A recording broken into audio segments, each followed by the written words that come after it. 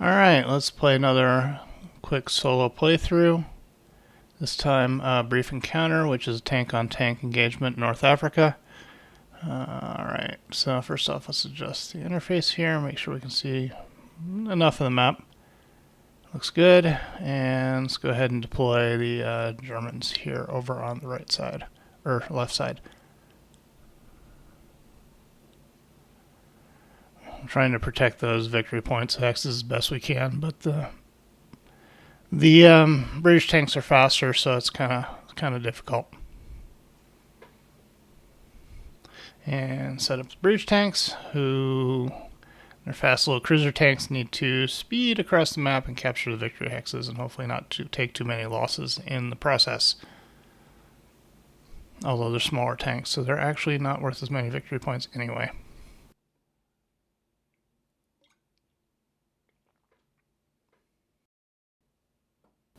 Alright, let's move over there and do some reaction fire. See if I can get a lucky hit early. No such luck, and broke a weapon. Not great, not a good start.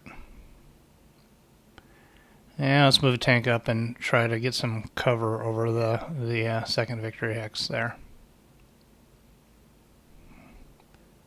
And return fire is fair play, but we roll really badly at point blank range. Well, not quite point blank, but pretty close. And let's move some more tanks in. We don't really need to stack them up in the hexes, although it doesn't really matter, since targeted fire, anti-tank fire, when targeting vehicles, only targets one vehicle in the hex, and that's a hit, but no penetration on the armor. But like I was saying, stacking up the tanks in the hex doesn't really make much difference one way or the other, because you can only shoot at one target at a time. Although if a fire started when a tank explodes, then the units would be displaced, but that's not really that big of a deal. And another miss. And let's move up more tanks. Basically massing firepower and tanks to cover the second victory point hex and make sure that the Germans can't really get past the amassed force. Whether or not that's the best strategy, I don't know. Anyway, take another shot.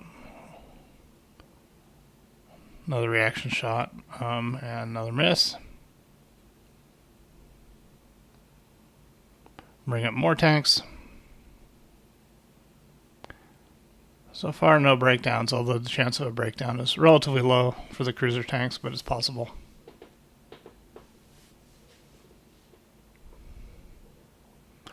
And move the last tank.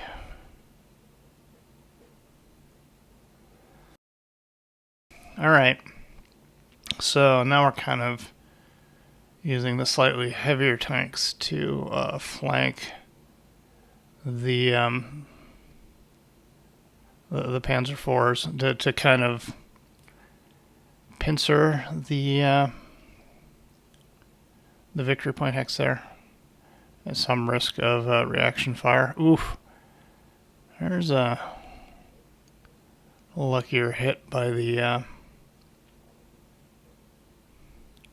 Brits. But we run forward regardless. More reaction fire.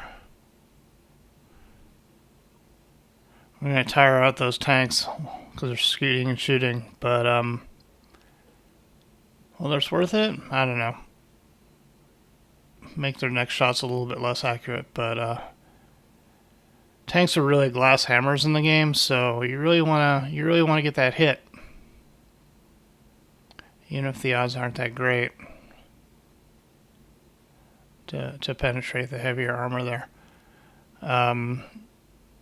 Because the first one to get a solid hit, destroys your opponent. And it failed to fix the gun, not too surprising.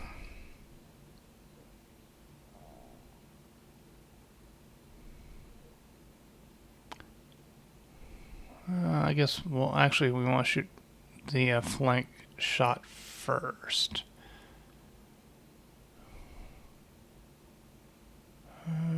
Yeah, reaction fire. Again, no effect.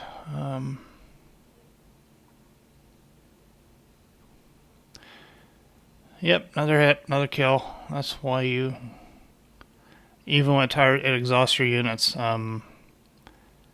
sometimes you just want to, take as many shots as possible till something connects. But we also want more forces up there. But unfortunately, can't go very far because they're tired. That cuts down the movement by half, rounded down.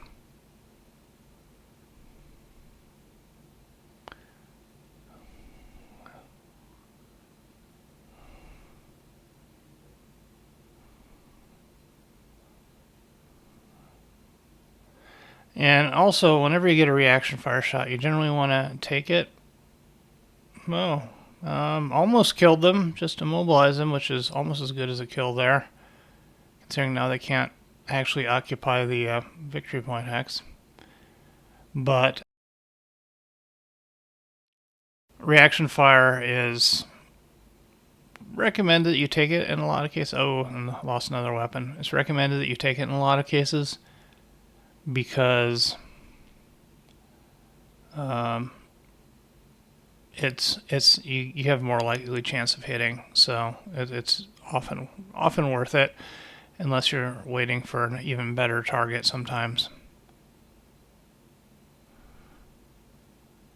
But at this point, another hit, another kill. The Brits are getting ripped up, but they're actually leading another. Okay, everybody finished, so another attempt to fix the gun. Another no effect. Now the British attempt to fix their gun. No effect, which is the most likely outcome. You have to roll pretty high or low for anything to happen. But at this point, the British are actually winning despite their losses. Now let's see. Let's move up right next to this guy and see if we can rotate the turret so we don't have to move it, so that increases the chance of hitting slightly. And the idea is at a point blank, it's much more likely to penetrate. Although it's also risky because they can shoot first before you get to that shot off. Although lucky, no effect. But the Germans still have initiative, so they get another shot. Another lucky, no effect. The guns just can't quite get a solid hit. They're bouncing off the armor.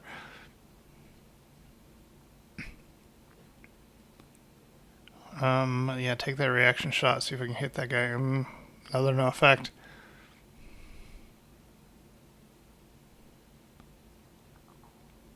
And let's try to get a little bit of flanking here so we can actually get some side shots on the side armor, which are more likely to penetrate. We're going to save this guy for firing at point blank, so let's do the other one. No. Alright, let's take that point blank shot. That was a mistake. This guy should have shot instead of moving the other one. Yeah, and finally hit and destroyed. I think just forgot about it. Just forgot that guy was there. Shouldn't have done that. But take the reaction fire. Again, bounces off the armor. Brits are taking horrific casualties, but they're still winning.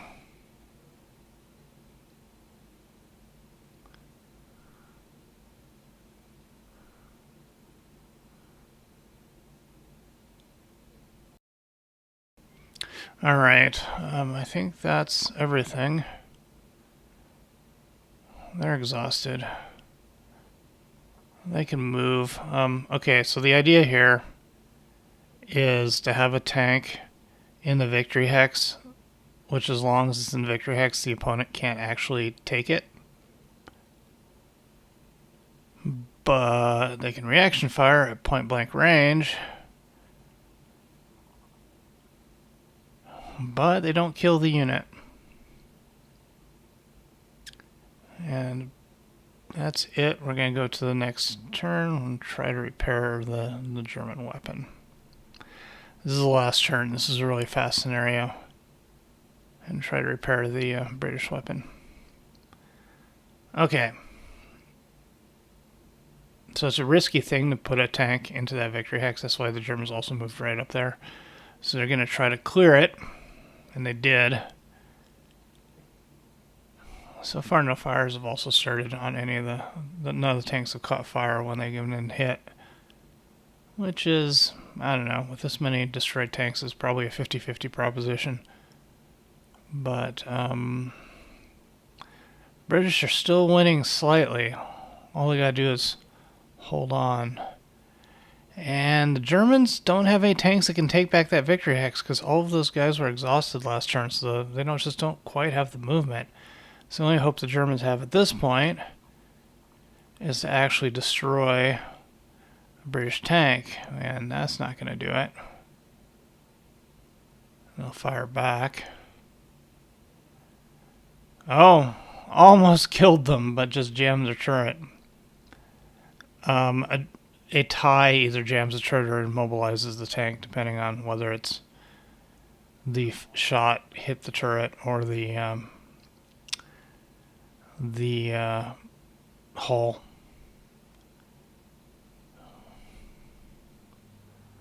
The Brits are still winning by 2 points.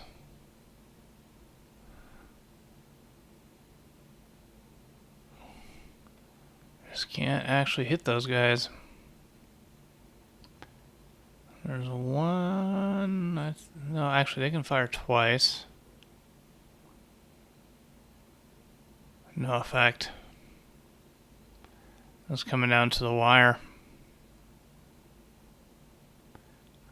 Again, you get slightly better odds shooting at a immobilized tank, but they just can't quite do it.